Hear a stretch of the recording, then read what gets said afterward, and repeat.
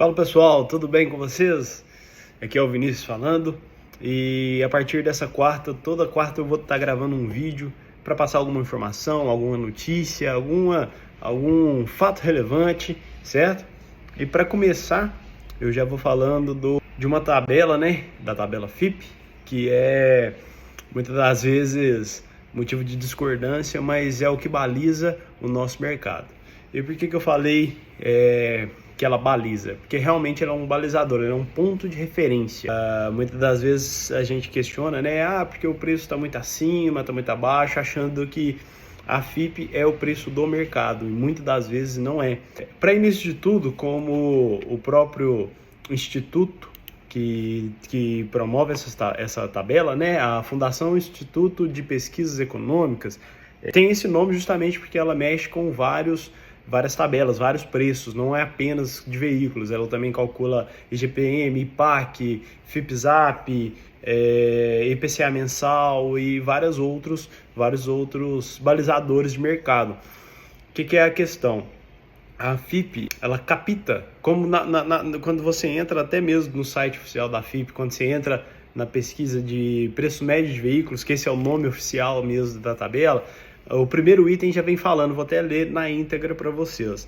A tabela FIPE expressa preços médios de veículos anunciados pelos vendedores no mercado nacional, servindo apenas como parâmetro para negociações ou avaliações.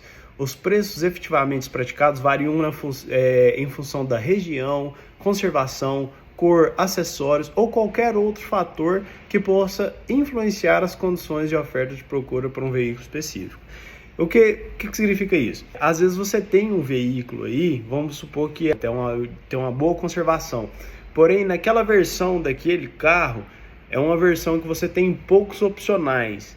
Então o preço de referência da FIPE, baseado nesse preço, como você tem poucos opcionais daquela versão, possivelmente o seu valor vai ser um valor reduzido, claro, baseado no mercado. A FIPE é um ponto de referência, para você não esticar muito nem para cima nem para baixo. Então, muitas das vezes nas lojas aí você vê veículo ou com intermediador um pouco acima. Então você vai avaliar ali naquele veículo individualmente a conservação, quilometragem, as revisões, todos esses fatores que podem influenciar no preço do veículo. E claro, questão de opcionais, você tem um carro mais completo, mais simples e com balizamento você vai achar o preço certo. E como que funciona esse preço da FIPE? A FIPE ela trabalha mensalmente, todo mês ela emite uma tabela nova, ela repara a tabela que já vinha de mês a mês.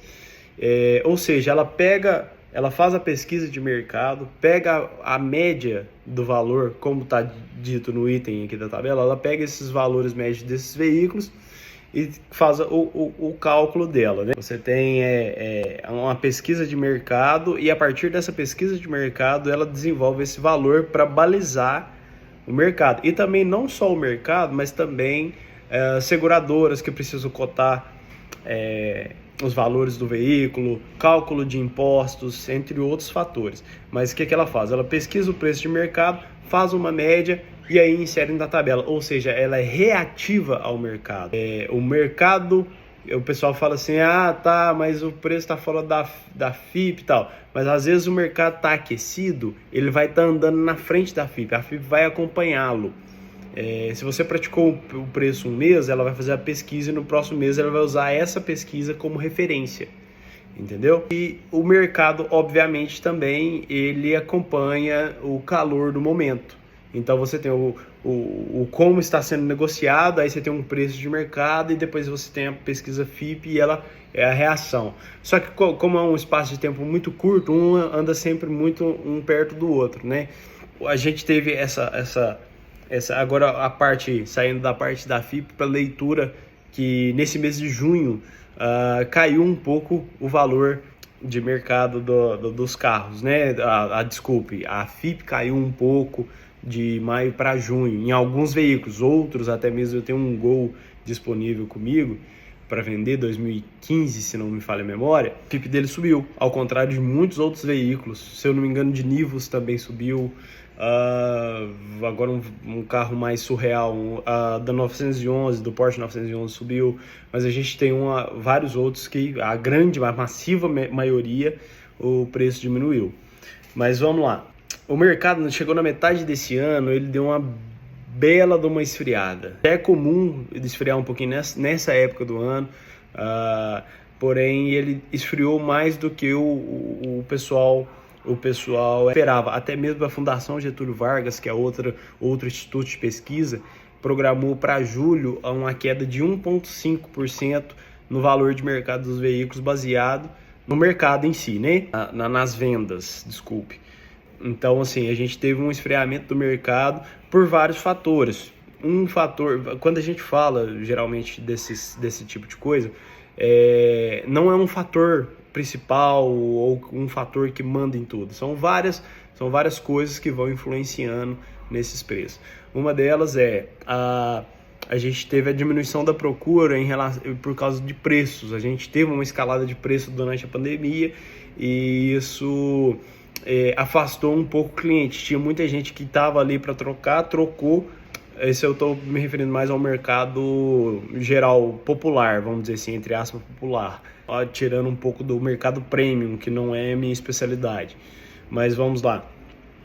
Você teve um aumento de preço muito grande, o pessoal ficou um pouco assustado com esse preço, viu que alguns preços não se justificavam.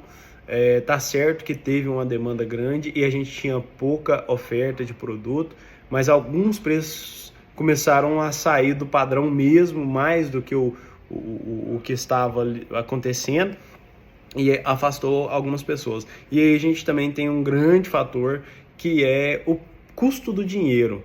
A gente teve uma escalada da taxa Selic para poder tentar conter a inflação, e isso encareceu o dinheiro. O que acontece quando você encarece o dinheiro? O crédito fica mais difícil, a taxa de crédito, então os financiamentos ficaram muito caros. E isso afastou o cliente, deu uma esfriada. A gente ainda não teve um aumento de oferta significativo, um abastecimento do mercado significativo para conter os preços dos carros, mas a gente teve a questão da demanda que diminuiu.